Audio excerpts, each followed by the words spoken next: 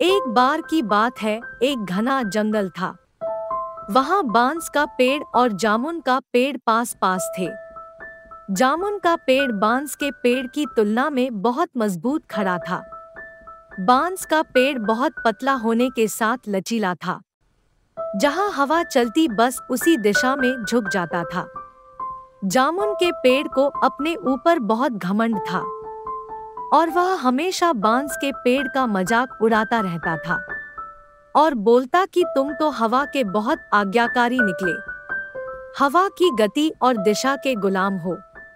मेरी तरह शान से सीधे क्यों नहीं खड़े रह गए? तुम भी हवा से बोल सकते हो कि मैं तुम्हारी आज्ञा का पालन नहीं कर सकता। तुमको अपनी शक्ति का प्रदर्शन करना चाहिए। इस संसार में जिसके पास बल है उसका ही बोलबाला होता है।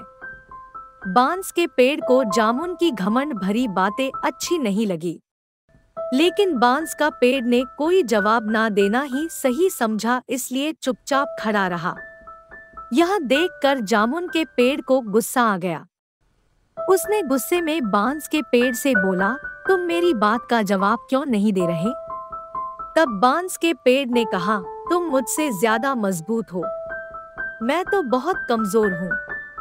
लेकिन मैं तुम्हें एक नेक सलाह देता हूँ। तेज हवा तुम्हारे लिए भी नुकसानदायक हो सकती है।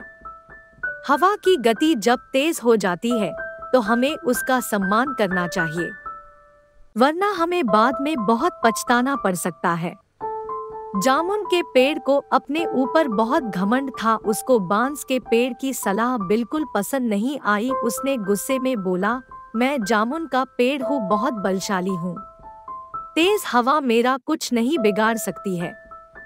धीरे धीरे चलने वाली हवा ने दोनों पेड़ की बातों को सुन लिया। अब हवा ने तूफानी रूप धारण कर लिया। उस तेज हवा से टकराने पर बांस का पेड़ तो लगभग पूरा झुक गया। वही तेज हवा जब जामुन के पेड़ से टकराई तो जामुन का पेड़ घमंड से भरकर और सीधा खड़ा हो गया। कुछ देर बाद तेज हवा ने जामुन के पेड़ की जड़ों पर हमला करके उन्हें कमजोर कर दिया।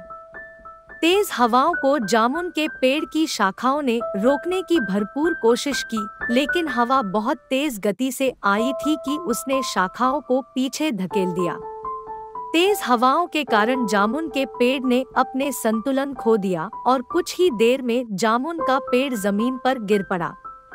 जामुन के पेड़ को धराशायी देखकर बांस के पेड़ को बहुत दुख हो रहा था।